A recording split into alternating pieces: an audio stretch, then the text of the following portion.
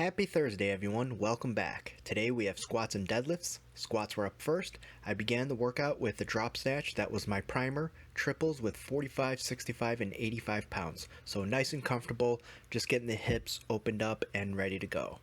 For the warm-up on squat, 5 with 135, 4 with 225. So for working sets, 10 sets of 5 with 240 pounds, 90 seconds of rest between sets. The goal, simple. Get through the volume, get it all done, and move on.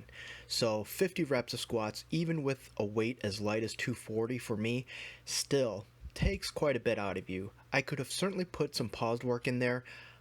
I was half tempted, but honestly, I just wanted to get everything done and secure the bottom position, but that was really it. As the weight increases, that's just going to be a lot more difficult to try to add any pauses, or if I do, it'll be very select and probably few and far between.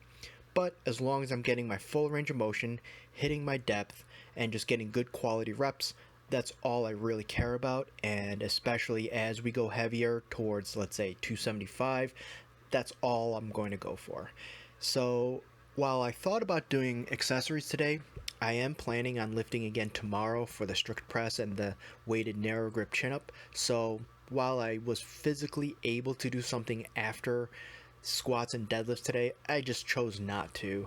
That way my central nervous system is not completely fried and exhausted. And plus, if I had the day off tomorrow, maybe I could have pushed it, and I probably would have, but since I'm almost positive I'm going to be lifting again tomorrow, just didn't want to take that risk. I want to make sure that I'm recovering okay, and especially with two big compound movements, squats and deadlifts, most people don't do that. It's more common to see someone have a squat day and then a dedicated deadlift day. Nothing wrong with that. I do that a lot myself. That way I can focus on just one big movement as opposed to two back to back. But with this program, I like putting them side by side and doing the same volume and just following the same protocol. That said, it's not something that I would recommend that you run a lot or that you do for an extended period of time, just because it's going to get very difficult for recovery.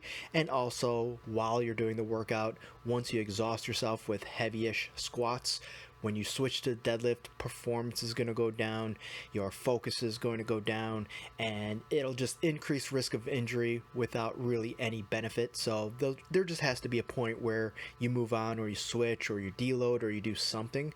But I actually quite like doing deadlifts after squats. My body is completely thoroughly warmed up, and usually when I switch to deadlifts, I don't have to do much in the ways of using my usual primer like a power clean, or even doing warm-up sets, although there would probably be a good reason to do warm-up sets, recover a bit from squats, and then get into working sets for deadlift.